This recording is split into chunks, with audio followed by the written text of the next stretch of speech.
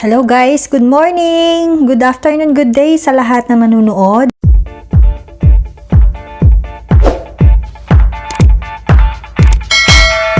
So, nandito ako sa kusina ulit. So, magluluto ako dahil may bisita kami. Bisita namin yung anak niya.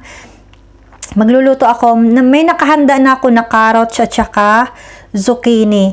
Tapos, itong carrots at saka zucchini, lulutuin ko siya sa tofu. Hahaluan ko ng tofu. Ito yung tofu nila guys, so, vegetarian na tofu. So, gigisahin ko siya sa kamatis, sibuyas, tapos hahaluan ko ng ng mga pampalasa. Yung tofu guys, ipiprito ko muna yung tofu para para masarap siya. Kasi kapag inilagay mo agad yung tofu, ihahalo mo agad na hindi pa naprito, baka masira yung tofu. Kaya dapat prito ko muna bago ko siya ihalo dito sa mga gulay. Okay guys, magsimula na akong magluto ngayon. Ginigisa ko na ang carrots. Tsaka yung ilalagay ko na yung zucchini. So yan. So after nito maluto guys, saka ko siya titimplahin. So ginisa ko muna yung una ang carrots. Tapos saka inilagay ang zucchini.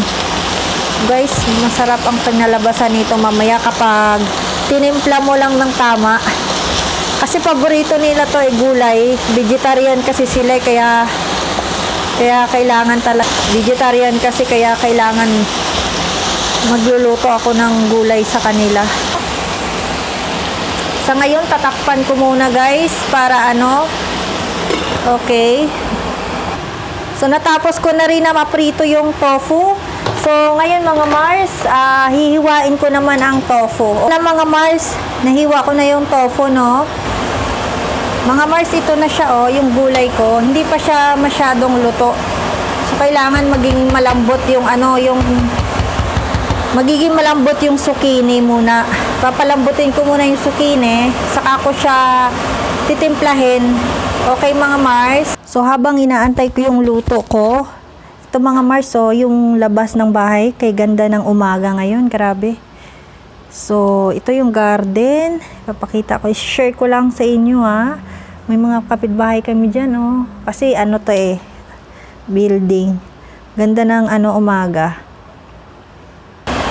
Ito na Mars, hinalo ko na yung yung tofu dito.